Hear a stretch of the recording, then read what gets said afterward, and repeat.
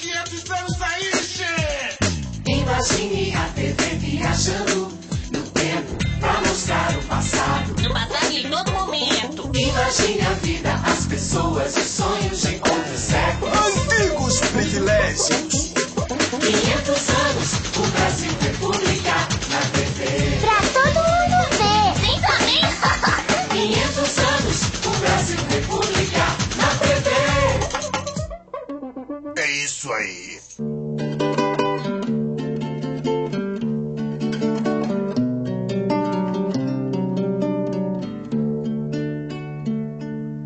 (15 de novembro de 1889) marca o fim do Império e o começo da República.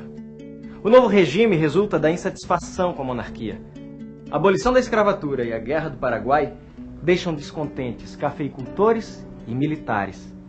E a República é proclamada em nome do povo brasileiro. Do povo brasileiro? Sim, do povo brasileiro. Ou seja, você. Eu? Mas ainda outro dia fui aplaudir o imperador que voltava da Europa. O povo estava com ele. O povo estava com ele, mas agora é a República. Essa república vai mudar o quê pra gente? É só você ler a Constituição deste ano de 1891. A primeira Constituição da República. Imigrantes europeus, principalmente italianos, portugueses, espanhóis e alemães, encontram uma república recém-proclamada, que oferece naturalização em massa a estrangeiros. A elite brasileira mostra-se interessada na mão de obra e no branqueamento da população. Teóricos raciais em moda nesse período culpam o mestiço pelo atraso do país e acham natural uma superioridade do branco e uma inferioridade do negro. O índio, por sua vez, vale só pelas terras que o branco invade e toma à mão armada. A perda da terra indígena é agravada pelo avanço da cafeicultura no Centro-Sul e a expansão extrativista na Amazônia. É branco de todo jeito, chegando de todo lado. Eles pensam que a gente não vai nunca reagir. Não perdem por esperar. Se mexerem com a gente mexe com eles. Imigrantes e colonos justificam suas invasões dizendo que índio atrapalha o avanço e o progresso. Vamos saber o que pensa Hermann Hering, diretor do Museu Paulista. O que o senhor tem a dizer sobre isso? O índio é um obstáculo para a colonização. Então, vamos tirá-lo do caminho.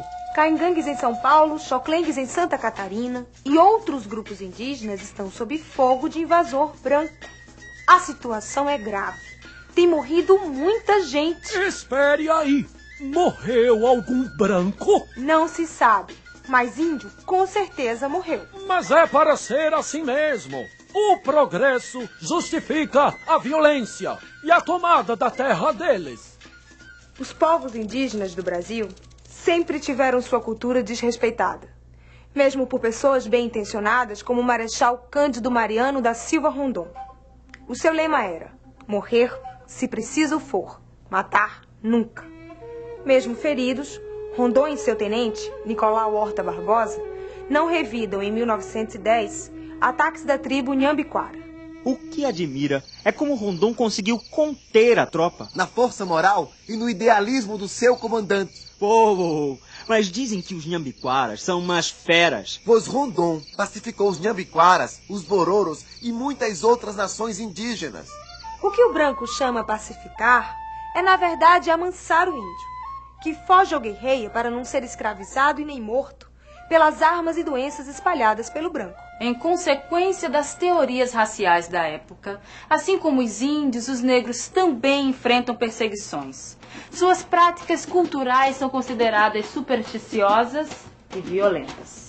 Orixalare, santure, bambularide, orixalare, santure, bambularide,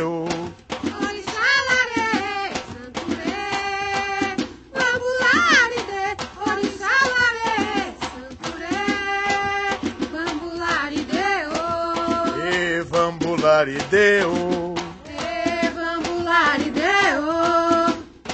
Baixei com 2 quentes e 3 fervendo. Acabei de prender um bando de capoeiras, agora prendo vocês!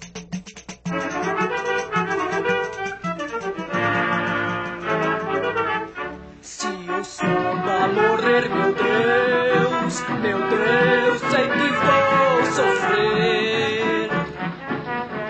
As cabrochas vão se lastimar, a cidade em peso vai chorar.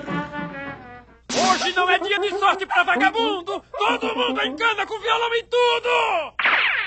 Mesmo assim, é forte a imagem do Brasil como democracia racial. Não faltam elogios a uma suposta tolerância lusitana de escravidão branda. Nos anos 30, a mestiçagem é valorizada. A obra de Gilberto Freire, Casa Grande e Senzala, é um exemplo disso. O processo miscigenador brasileiro hoje pode-se dizer que significa que metade da população brasileira é miscigenada. Isso é qualquer coisa que representa uma revolução social imensa, porque todo miscigenado é um novo ser humano, ele tem uma nova concepção de si próprio. É de um brasileiro que está vencendo esse preconceito através da sua condição de miscigenado. No mesmo ano de Casa Grande e Senzala, 1933, Caio Prado Júnior lança a Evolução Política do Brasil. E em 1936 é a vez de Sérgio Buarque de Holanda, com Raízes do Brasil. Esses 3 livros mostram uma nação litorânea, multicultural e mestiça, dividida entre a inclusão e a exclusão. Inclusão e exclusão, porque nem todos os brasileiros participam da vida do país. Sua inclusão não é real. Fica só na aparente aceitação de gostos e expressões culturais populares. Como, por exemplo, a feijoada, que ganha lugar na mesa do branco, e os sambistas, que podem se reunir livremente. Mas as mulheres, os analfabetos, os soldados, os religiosos e os índios ainda não podem votar. E para os negros, resta o subemprego. Que diabo quer de mim, negro? Trabalho. Quero trabalhar de novo na fazenda de Vosmecê. Tenho branco de sobra trabalhando pra mim. Não quero saber de negro mais, não. O Brasil é a terceira nação que mais recebe imigrantes no século XX. Do Porto de Santos, eles vão para São Paulo, capital. E de lá, para fazendas onde vivem e trabalham. Muito bem, todos já foram para suas fazendas. Hoje mesmo já podem começar seu cafezal. Que diabo você está tentando dizer, seu italiano? Se a terra é boa, plantou tudo o que ela dá. Não é somente o café. Você só vai plantar café nas minhas terras. Quando tiver as suas, plante nelas o que quiser, ora essa. A decepção é imediata. Os imigrantes sonham com a compra da terra própria. Difícil de conseguir, porque ganham pouco e pagam caro pelos mantimentos na venda do patrão. As coisas aqui não são como pensei na Itália. Muito diferentes também do Japão, né? Só penso na minha terra. Eu também. Na Europa também tem rico explorador. Fico no Brasil para lutar contra os daqui. Achava melhor não brincares. Existe uma lei que deporta estrangeiro perigoso para a ordem pública. Mas como eu posso ser perigoso? Liderando trabalhador contra fazendeiro. Por isso é melhor fazeres como o alemão ali. Vou para o sul. O governo vai dar terra no sul para imigrantes formar colônias. Aqui tem mais terra que no Japão, né? No Rio Grande, imigrantes alemães constroem São Leopoldo e imigrantes italianos fundam Caxias. Também no Paraná e em Santa Catarina, terras são ocupadas por poloneses, ucranianos, lituanos, russos e outros povos. A presença de tantos imigrantes contribui para o aumento da população brasileira de 14 para 30 milhões de habitantes nos primeiros 30 anos da República. A imigração também influenciou costumes, alimentação, idioma e principalmente a ideia dos próprios brasileiros sobre si mesmos.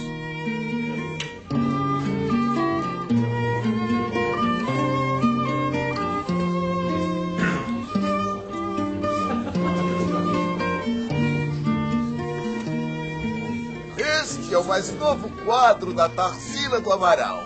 Operários brasileiros. Caras de gente de tudo quanto é país. É bem o retrato atual do Brasil. Coisa mais esquisita. Eu mesmo não levava uma negra dessas para minha residência. Esta mulata é do Di Cavalcante. Ele gosta de escandalizar a burguesia paulistana. Pelo que vejo, consegue mesmo.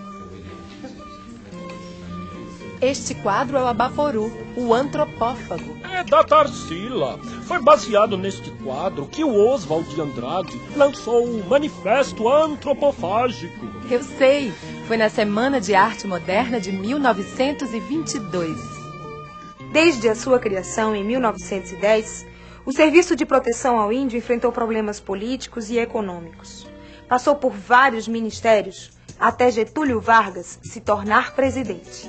Viu a última do Getúlio? Só fala nas terras desocupadas do interior do Brasil. Muitos também falaram do Barão de Rio Branco ao Marechal Rondon. Mas parece que desta vez a coisa vai.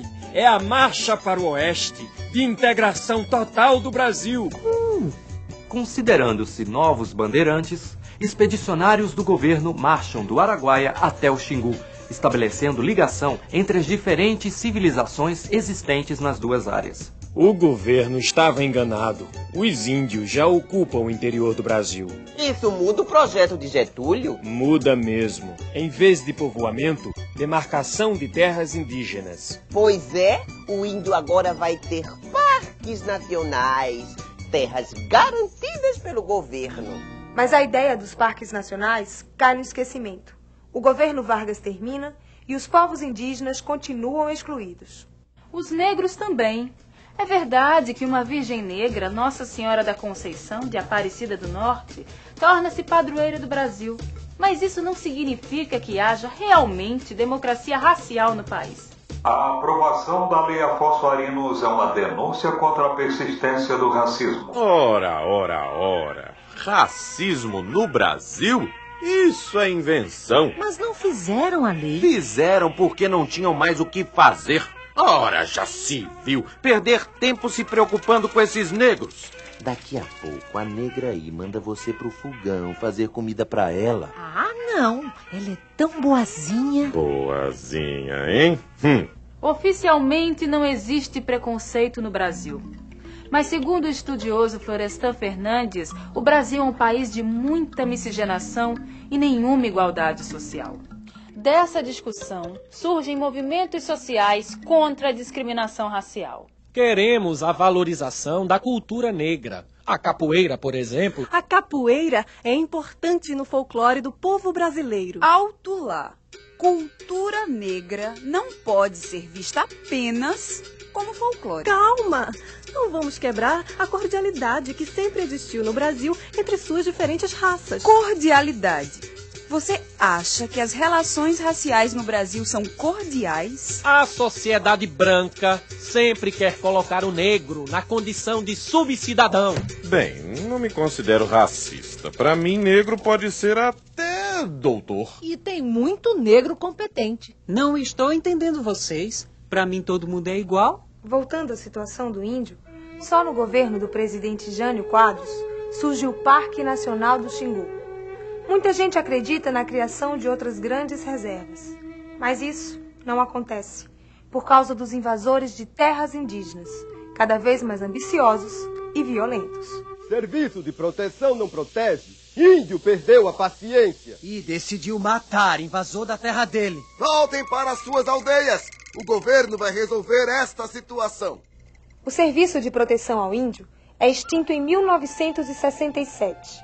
No mesmo ano, cria-se a Fundação Nacional do Índio, FUNAI, já no governo militar. Essa FUNAI muda muito de presidente. Enquanto isso, cada vez mais a terra da gente é invadida. Voltem para as suas aldeias. O governo vai resolver essa situação. A área do Xingu é cortada na faixa norte pela BR-080, que lhe rouba mais de 1/3 do tamanho original. Por essa BR avançam as chamadas Frentes Pioneiras, de uma civilização destruidora do que resta da cultura do índio brasileiro. Tem gente dizendo que essa terra era dos índios. Então, cadê os índios? Na chegada de Pedro Álvares Cabral, havia 6 milhões de índios no Brasil. Hoje só restam 350 mil. Somos uma população de mais de 160 milhões de habitantes, fruto de uma mistura de raças que faz essa gente brasileira. Neste programa, você viu alguns aspectos da formação do povo brasileiro. num ambiente marcado por preconceitos e desigualdades sociais. No próximo episódio, você verá os conflitos criados pela modernização das cidades brasileiras no início do século XX.